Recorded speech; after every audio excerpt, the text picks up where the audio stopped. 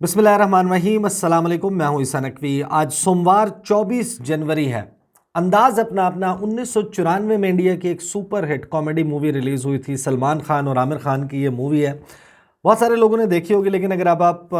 YouTube पर जाएं और जाकर उसमें लिखें तेजा पोल्ट्री फार्म सीन या कॉमेडी सीन जो है वो लिखेंगे तो एक मिनट 6 सेकंड का एक क्लिप निकलेगा। उस क्लिप को इस वीडियो के बाद देखिएगा, आपको थोड़ा सा समझने में आसानी होगी कि वो सपना जो इंडिया ने देखा था वो बिल्कुल उसी तरीके से, जिसमें वो तेजा, पारेश रावल जो है वो तेजा बना हुआ है और उसका एक डबल रोल है।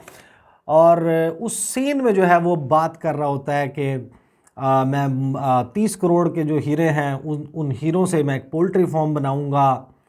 लाखों मुर्गियां होंगी, वो करोड़ों अंडे देंगी, फिर करोड़ों ऑमलेट बनेंगे, फिर वो बेकरी भी खोलेगा और फिर वो ब्रेड भी बनाएगा और ब्रेड का बादशाह और पोल्ट्री का किंग और राजा जो है वो बनेगा तेजा। और फिर उसके सर पर डंडा पड़ता है और वो ख्वाब टूट जाता है। कुछ इसी किस्म की कहानी है जिस पर हम आज इस वीडियो में बात करेंगे। चीन और इंडिया के दरमियान राइवलरी, आपको मालूम है कि लाइन ऑफ एक्चुअल कंट्रोल पर इस वक्त एक्टिव स्टैंड ऑफ तकरीबन 21 महीने हो चुके हैं, जारी है। 14वां राउंड था इन टॉक्स का, जो मिलिट्री लेवल और मेजर जनरल लेवल टॉक्स हैं चीन और इंडिया के दरमियान इस टेंशन को, एस्केलेशन को डिफ्यूज़ करने के लिए लाइन ऑफ एक्चुअल कंट्रोल पर, वो भी नाकाम हो गया। और अदरवाइज़ हमने देखा है कि गुज़श्ता कुछ अरसे में इंडिया और चीन के दरमियान मखासमत या राइवलरी मुख्तलिफ शोबों में फैलती हुई नज़र आ रही है। गुज़श्ता तकरीबन एक माह में एक इंडियन मीडिया ने बहुत ज़्यादा बोस्ट किया जिस चीज़ को, बात हो रही थी कि ब्रह्मोस मिसाइल बेचेगा इंडिया, और वो बेचने के लिए एक बड़ा ब्रेक थ्रू हो गया। फ़िलिपाइन जो है वहाँ पर एक डील हुई है इंडिया और फ़िलीपींस के दरमियान, और फ़िलीपींस ने एलोकेट कर दिए हैं फंड्स, पैसे मुख्तस कर दिए हैं, और इंडिया के ब्रह्मोस मिसाइल जो है वो ख़रीदने जा रहा है फ़िलिपीन। अच्छा, अब इस हवाले से जब आप इंडियन मीडिया पर जाकर देखेंगे तो across the board Indian media जो है उसने इसके शान में इसके हवाले से जो ना बड़े कलाबे मिलाए, और उन्होंने कहा कि वैसे तो ये 374 मिलियन डॉलर्स की डील है जो होने जा रही है चीन और फ़िलिपीन और इंडिया के दरमियान ब्रह्मोस मिसाइल की, लेकिन ये एक विंडो ऑफ अपॉर्चुनिटी खुल गई है इंडिया के लिए। अब वियतनाम भी, थाईलैंड भी और इंडोनेशिया भी, बहुत सारे ममालिक हैं, उनको इंडिया बेचेगा अपने ब्रह्मोस मिसाइल और अरबों डॉलर्स जो हैं वो कमाएगा। और साथ ही जो इसके स्ट्रेटजिक फ़वाइद बताए जा रहे थे इंडियन मीडिया की तरफ से कि जो ब्रह्मोस मिसाइल है वो उन ममालिक का जिनका चीन के साथ डिस्प्यूट मौजूद है उनको बेचने, और साउथ चाइना सी में जो मुख्तलिफ ममालिक मौजूद हैं जिनके टेरिटोरियल डिस्प्यूट्स हैं चाइना के साथ, उनको बेचने का इंडिया को बहुत फ़ायदा होगा कि अगर चाइना के बैकयार्ड में कॉन्फ्लिक्ट रहती है और उन ममालिक को असलहा फराहम किया जाता है इंडिया, अमरीका और इनके इत्तहादियों की तरफ से, तो चीन वहाँ पर इंगेज रहेगा। और इसी दौरान इंडिया और चीन इनके दरमियान जो कॉन्फ्लिक्ट है वहाँ पर इंडिया को कोई ज़्यादा टफ टाइम नहीं मिलेगा। अच्छा, ये वो ख्वाब है जो मुसलसल दिखाया जा रहा था। अब इस हवाले से एक आप कह सकते हैं देजा व्यू, या फिर आप ये कहें कि एक रिपीट हुआ है उसी किस्म का, कि जिस वक्त हमने देखा कि इंडिया ने साल 2020 में म्यांमार को, बर्मा को एक गिफ्ट दिया। उनको एक सबमरीन जो है वो गिफ्ट में दी गई। बेसिकली जो रशियन क्लास है उसकी एक सबमरीन थी जो कि म्यांमार को दी गई, और उसकी बुनियाद पर भी इंडिया ने बहुत ज़्यादा इसके ऊपर वावेला मचाया कि अब म्यांमार जो है उसको हमने क्योंकि गिफ्ट दे दिया है और वो हमारे असर व रसूख में रहेगा। और चीन और म्यांमार के दरमियान जो इकनॉमिक कॉरिडोर का मंसूबा है वो भी कोई ज़्यादा आगे नहीं चल सकेगा, और म्यांमार की डिपेंडेंस बढ़ेगी इंडिया के साथ डिफेंस इक्विपमेंट के हवाले से। लेकिन वो मामला जिस तरीके से चीन ने काउंटर किया, और हमने देखा कि अब से तकरीबन एक माह पहले म्यांमार ने दिसंबर के महीने में 2021 के आखिर में, यानी कि तकरीबन एक साल के बाद जब इंडिया ने ये मूव की थी म्यांमार में, उसके बाद म्यांमार ने एक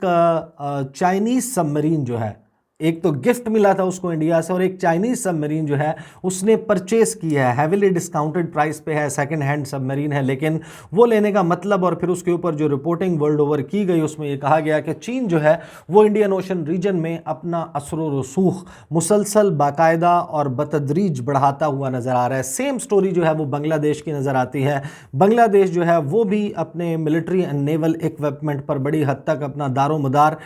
शिफ्ट करता हुआ नजर आ रहा है, चीन के पलड़े में अपना वजन डालता हुआ नजर आ रहा है। बहरहाल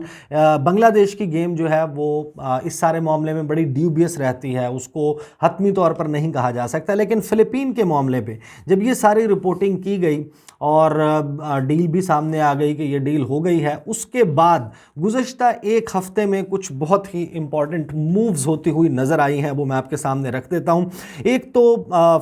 एक मनीला फोरम का एहतमाम किया गया, चाइनीज़ एम्बेसी इसमें इन्वॉल्व थी, फ़िलिपीन की जो एम्बेसी है, मनीला की जो एम्बेसी है वो इन्वॉल्व थी, और उन्होंने इस फोरम का इनेकाद किया और वहाँ पर चीन के वज़ीर ख़ारजा वैंग जी वो शरीक हुए। उनका मैं आपको एग्जैक्ट कोट बता देता हूँ कि उन्होंने जो गुफ्तगू की, रॉयटर्स ने उसको रिपोर्ट किया है, और यहाँ से मामले का आगाज़ होता है। और फिर बाकायदा जो ब्रह्मोस मिसाइल बेचने का मंसूबा था इंडिया का, उसके ऊपर एक कारी ज़र्ब जो है वो लगी है। मुस्तकबिल क्या होगा इस डील का ये अभी नहीं मालूम, लेकिन चीन ने अपने तौर पर, मुझे जो ये डेवलपमेंट्स होती हुई नज़र आ रही हैं, चीन ने ये तैयारी कर ली है कि किसी न किसी तरीके से ये बैक बर्नर पर डाल दिया जाएगा ब्रह्मोस मिसाइल की फराहमी का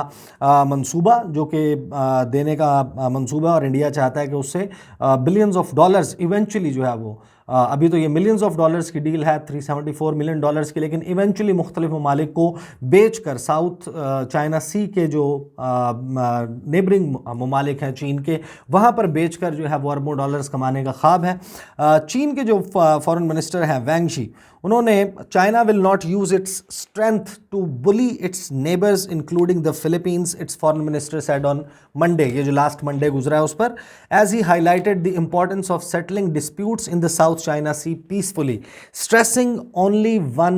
one side's claims and imposing one's own will on the other is not a proper way of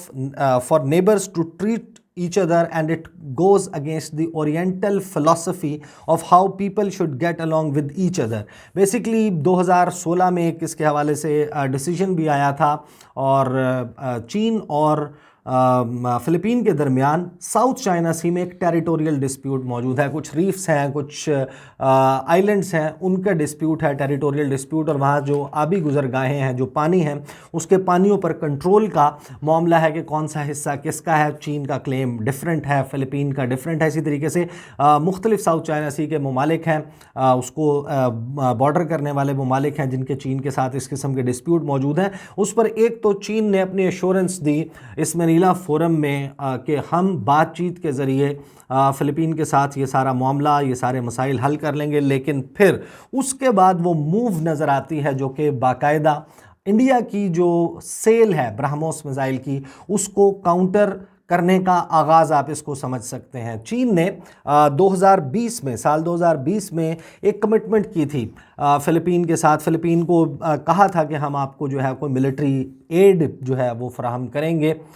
लेकिन वो नॉन कम्बैटेंट होगी। लेकिन वो सारा मामला बैक बर्नर पर चला गया, उसी तरीके से चल रहा था। लेकिन एन उस वक्त जब ब्रह्मोस मिसाइल की डील की इतलात सामने आई, उससे 2 रोज़ के बाद ही 1 अरब रुपए जो चीनी जो फ़िलिपीनी पैसोस बनते हैं, उसमें तकरीबन 1 बिलियन रुपये आप कह लें फ़िलिपीन के, उसका वर्थ का मिलिट्री इक्विपमेंट, जिसमें ड्रोन्स शामिल हैं, जिसमें मुख्तलिफ व्हीकल्स शामिल हैं, और डिज़ास्टर मैनेजमेंट समेत मुख्तलिफ ऐसे आलात फ़राहम किए गए हैं फ़िलिपीन की मिलिट्री को जो कि नॉन कम्बैटेंट, यानी कि आप उनको अटैक वेपन्स नहीं कह सकते, लेकिन जो लॉजिस्टिक्स के लिए बहुत अहम हैं, जिसकी बहुत ज़्यादा ज़रूरत है। और उसके बाद जो फ़िलिपीन के डिफेंस मिनिस्टर हैं, उन्होंने जाकर चीन की बहुत तारीफ़ की सोशल मीडिया पर, उन्होंने जाकर लिखा, फिर उनके जो इंक्वायरर नामी उनका ख़बर रसां इदारा है, उसके साथ गुफ्तगू में उन्होंने कहा कि ये हमारे लिए बहुत ही बड़ी मदद है जो चीन की तरफ से फ्राहम की गई है और हालात अब बेहतरी की तरफ जाते हुए नज़र आएंगे दोनों ममालिक के, तो एन उस वक्त वो जो राइवलरी बनती हुई नज़र आ रही थी जिसको कैश करना चाहता था इंडिया, उस ख्वाब को तोड़ने के लिए चीन ने अपने पर पुर्जे जो है वो निकाल दी हैं। इसी तरीके से मामला जो है, ये तफसील तो मैंने आपके सामने रख दी, और इंडिया ने जिस किस्म की पोल्ट्री फार्म बनाने का और अरबों अंडे और फिर ऑमलेट और वो सारा बिजनेस उनके मीडिया में हमने पूरा सुना था, वही उसी फिल्म अंदाज़ अपना अपना की तरह वो तो टूटता हुआ नज़र आ रहा है जिस तरह उसके सर पर डंडा पड़ा था। इसी तरीके से मामला जो है वो इस वक्त कुछ डेवलप होता हुआ नज़र आ रहा है श्रीलंका में भी और मालदीव्स में भी और पूरे रीजन में इसी किस्म की कुछ कहानियाँ डेवलप होती हुई नज़र आ रही हैं। आने वाले दिनों में उनके हवाले से मैं गुफ्तगू करता रहूँगा। अब तक तो ये तफसीलात हैं, इंशाल्लाह अगली वीडियो में आपके साथ मुलाकात होगी। मुझे इजाज़त दीजिए, अल्लाह हाफ़िज़।